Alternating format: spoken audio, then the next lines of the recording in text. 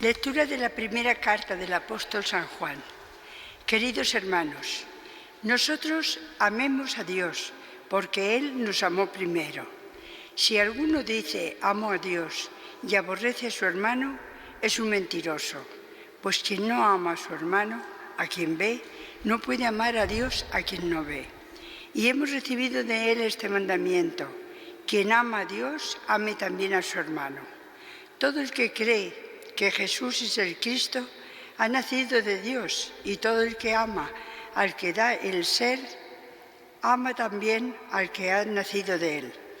En esto conocemos que amamos a los hijos de Dios, si amamos a Dios y cumplimos sus mandamientos. Pues en esto consiste el amor de Dios, en que guardemos sus mandamientos. Y sus mandamientos no son pesados, pues todo lo que ha nacido de Dios vence al mundo. Y lo que ha conseguido la victoria sobre el mundo es nuestra fe. Palabra de Dios. Se postrarán ante ti, Señor, todos los pueblos de la tierra. Se postrarán ante ti, Señor, todos los pueblos de la tierra.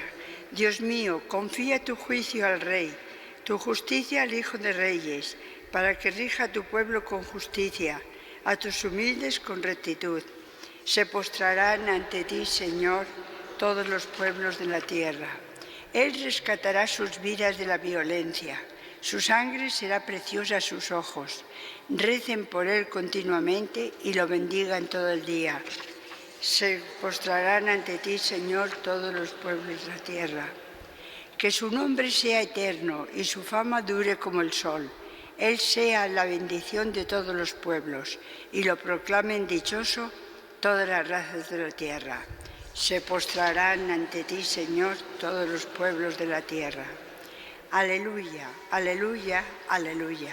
El Señor me ha enviado a evangelizar a los pobres, a proclamar a los cautivos la libertad.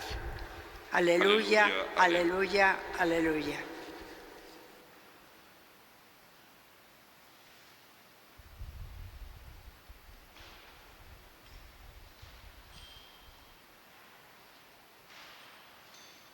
El Señor esté con vosotros. Lectura del Santo Evangelio según San Lucas.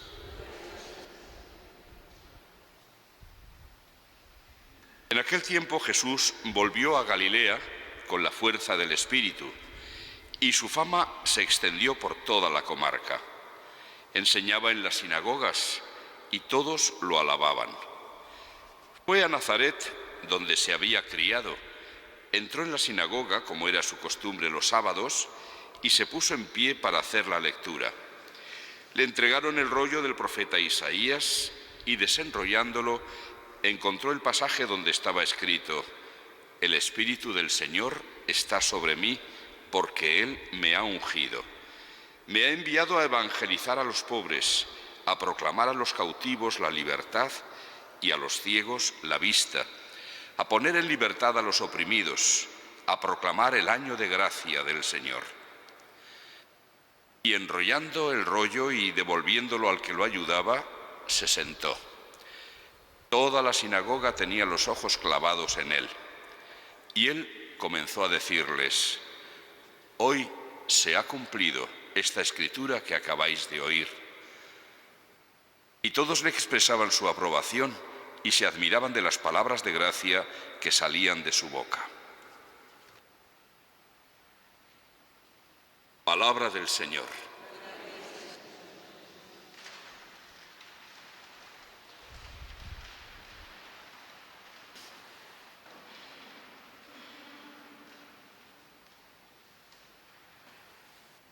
Esta última semana del tiempo de Navidad, que culminará el próximo domingo con la solemnidad del bautismo del Señor, dependiendo de cuándo cae el día 6, Epifanía o Fiesta de los Reyes, puede ser una semana cortísima. Si el día 6 pilla en sábado, el día siguiente, domingo, ya se celebra el bautismo del Señor y se acaba la Navidad. O puede ser una semana entera, como cuando cae el día 6 en domingo. Esta vez que cayó el lunes, pues tenemos casi una semana todavía de Navidad, en el que está presente sobre todo la idea de la manifestación, de la epifanía. Por eso venimos escuchando en estos días momentos clave en los que Jesús, ya adulto, se va dando a conocer, va mostrando el misterio de su persona. Hoy hemos visto, diríamos, su proclamación como el solemne enviado de Dios en la sinagoga de Nazaret. Lee el pasaje del profeta Isaías, donde hay un anuncio del ungido del Señor. No olvidemos que ungido en hebreo se dice Mesía o Mesías, traducido al español por Mesías, palabra que en griego se dice Christos, o sea, Cristo. La palabra compuesta Jesucristo es una confesión de fe. Jesús es el Cristo, es decir, el ungido del Señor, el prometido del Señor. Por lo tanto, tenemos aquí, antes de que Jesús dijera, hoy se cumple lo que acabáis de escuchar, esta escritura, antes de que lo diga, ya está proclamándose la verdad de que Jesús es el Cristo, el ungido del Señor. Cuando lee las palabras de Isaías, el Señor me ha enviado ungido por el Espíritu. ¿Y a qué lo ha enviado el Señor? Pues dice aquí varias cosas: evangelizar a los pobres, es decir, darles la buena noticia a los que habitualmente no tenían buenas noticias, la buena noticia de la cercanía, del amor y del perdón de Dios, a proclamar a los cautivos la libertad, entiéndase, y así lo entiende siempre Jesús, la libertad a los oprimidos por el diablo, es decir, a los que están sujetos, esclavos del pecado. A los ciegos la vista, a poner en libertad a los oprimidos y a proclamar el año de gracia del Señor. Es decir, viene a hacer presente el amor liberador, salvador de Dios. Y es que, en definitiva, esto es lo que hace al Señor reconocible por nosotros. Hace un par de días hemos escuchado cómo San Juan, en el fragmento de su carta que leíamos, de su primera carta, definía a Dios como amor. Quien conoce a Dios, quien ama, conoce a Dios, porque Dios es amor. Quien no ama, no conoce a Dios, precisamente por esa razón, porque Dios es amor. Si Dios es amor, si esa es su esencia, eso quiere decir que Dios lo único que sabe hacer es amar. Y por lo tanto, esto explica la paciencia inmensa que Dios ha tenido con la humanidad, que desde el primer instante se rebeló contra Él. Y así hemos seguido haciendo lo mismo generación tras generación hasta llegar a nuestros días. Es la rebelión contra Dios lo característico de los humanos, mientras que lo característico de Dios es perdonar, dar nuevas oportunidades, seguir llamando a la conversión y, por lo tanto, amar.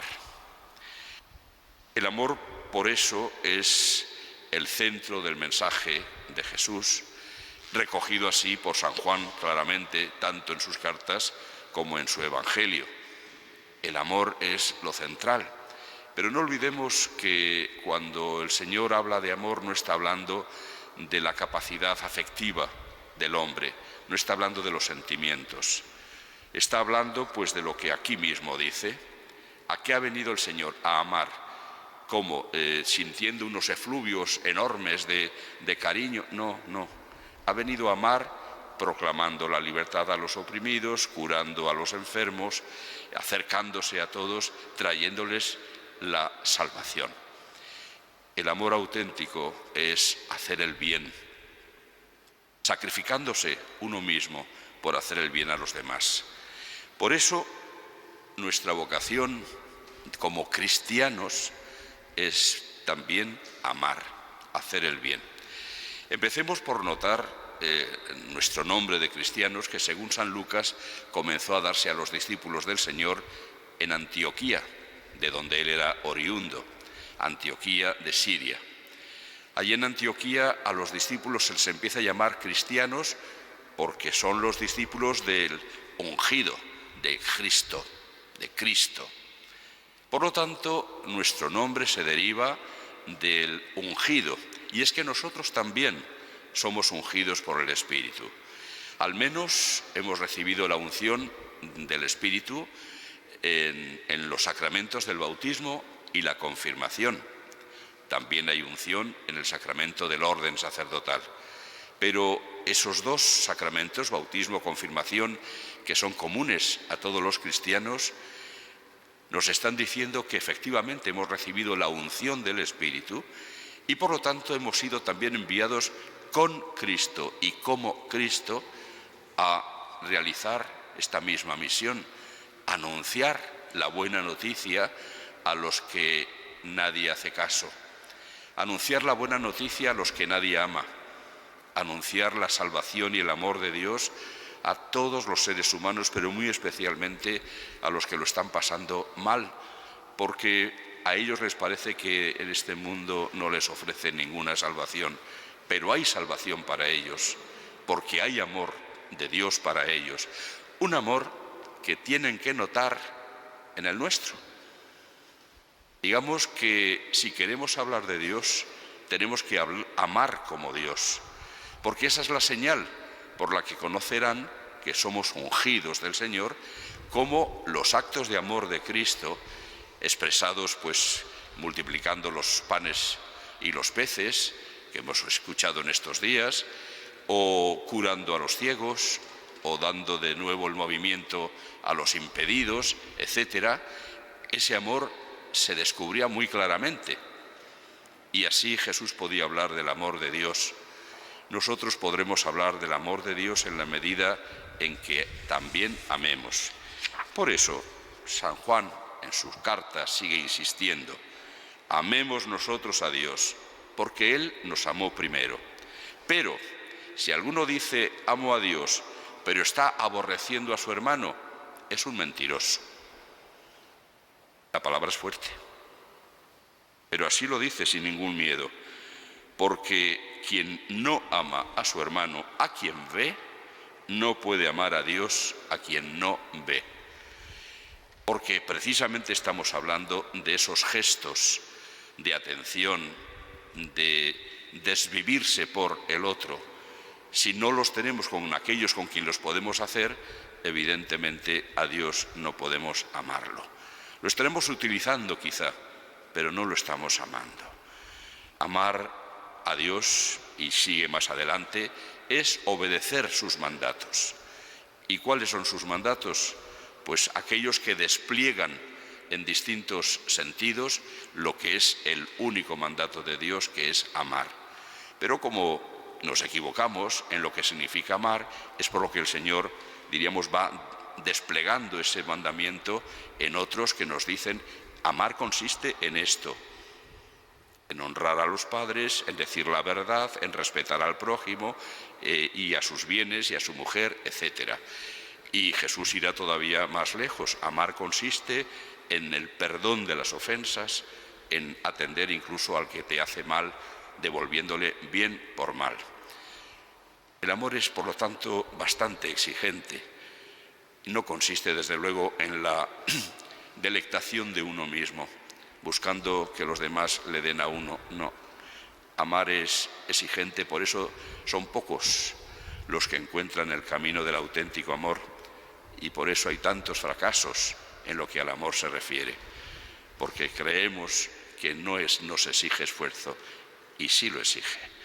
Pidamos pues al Señor que en estos días en que se nos da a conocer como el que nos ama, pero que nos ama con hechos, nos enseñe a nosotros, sus cristianos, sus ungidos, a hacer lo mismo que Él.